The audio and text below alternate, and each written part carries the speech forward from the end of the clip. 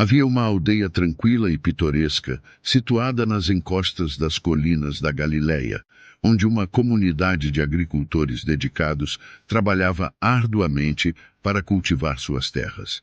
Entre esses agricultores, destacava-se um homem chamado Elias, conhecido por sua devoção a Deus e sua integridade inabalável. Um ano, durante a época de plantio, Elias decidiu semear suas vastas terras com trigo, almejando uma colheita abundante que pudesse sustentar sua família e abençoar toda a aldeia. Com grande cuidado e diligência, ele preparou o solo, escolheu as melhores sementes e as lançou à terra, confiante na benevolência de Deus para fazer crescer sua plantação. No entanto, enquanto Elias e seus servos trabalhavam durante o dia, um malfeitor sorrateiro aproveitou a escuridão da noite para entrar furtivamente em suas terras.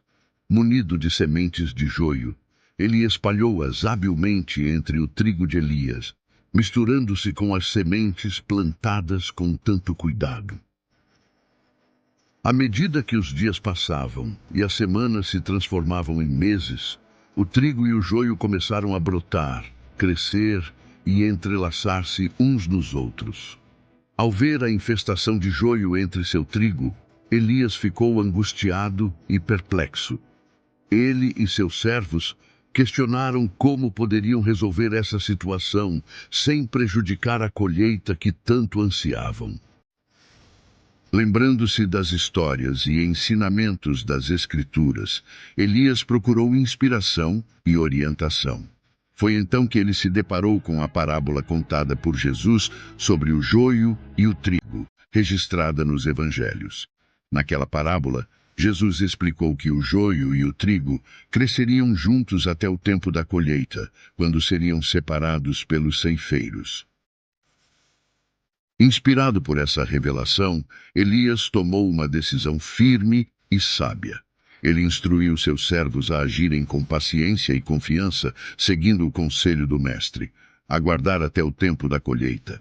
Elias ensinou-lhes que assim como o trigo e o joio crescem juntos, o bem e o mal coexistem no mundo, e cabe a Deus, no tempo certo, fazer a distinção entre eles. Enquanto aguardavam o tempo da colheita, Elias continuou a cuidar de sua plantação, regando e nutrindo o trigo, enquanto permitia que o joio crescesse ao seu lado. Ele compartilhou essa lição com sua família e vizinhos, enfatizando a importância da paciência e da fé diante das adversidades. Finalmente, o tempo da colheita chegou. Elias e seus servos reuniram-se no campo, observando com expectativa enquanto os ceifeiros separavam o trigo maduro do joio. O trigo foi recolhido em feixes dourados e levado ao celeiro para armazenamento, enquanto o joio foi reunido e queimado, eliminando qualquer vestígio de sua presença. À medida que o sol se punha sobre a aldeia, Elias sorriu, grato pela providência de Deus. Ele reconheceu que, embora o joio pudesse ter causado preocupação e incerteza, no final, a bondade e a justiça de Deus prevaleceram. A história de Elias e sua plantação de trigo e joio tornou-se uma inspiração para toda a comunidade, lembrando-os da importância de confiar em Deus e de manter a fé, mesmo diante das dificuldades.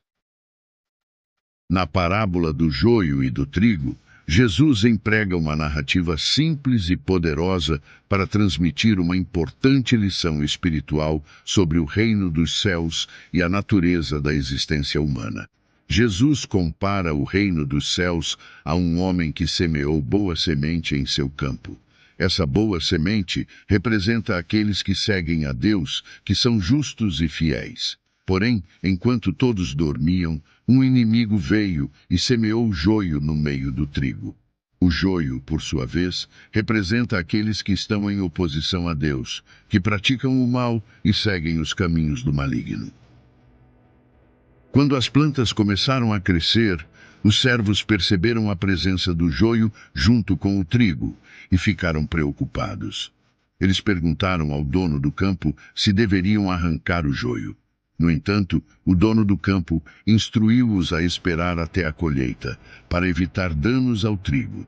Ele explicou que na colheita, os ceifeiros separariam o joio para ser queimado, enquanto o trigo seria recolhido para o celeiro. Essa parábola ilustra a realidade da convivência do bem e do mal no mundo. Assim como o campo do dono estava misturado com trigo e joio, o mundo está repleto de pessoas justas e ímpias coexistindo lado a lado. Jesus alerta que, até o fim dos tempos, essa realidade persistirá. O dono do campo representa Deus, o semeador, que é paciente e misericordioso. Ele não permite a remoção imediata do joio para dar às pessoas a oportunidade de se arrependerem e mudarem seus caminhos. Porém, chegará o tempo da colheita, quando haverá uma separação definitiva entre os justos e os ímpios. Jesus explica aos seus discípulos que ele é o semeador. O campo é o mundo. A boa semente são os filhos do reino. O joio são os filhos do maligno, e o inimigo que semeou o joio é o diabo.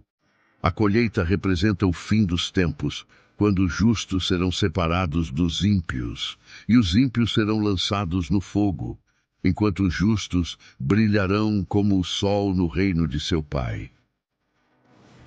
Essa parábola nos ensina sobre a importância da paciência, da confiança em Deus e da esperança no julgamento final, quando Ele fará a separação entre os justos e os ímpios. Também nos lembra da responsabilidade de permanecermos fiéis a Deus em meio às tentações e adversidades da vida, confiantes de que Ele nos recompensará no tempo certo. Obrigado por nos acompanhar nessa jornada. Não se esqueça de nos seguir para mais histórias. Fiquem com Deus e até a próxima.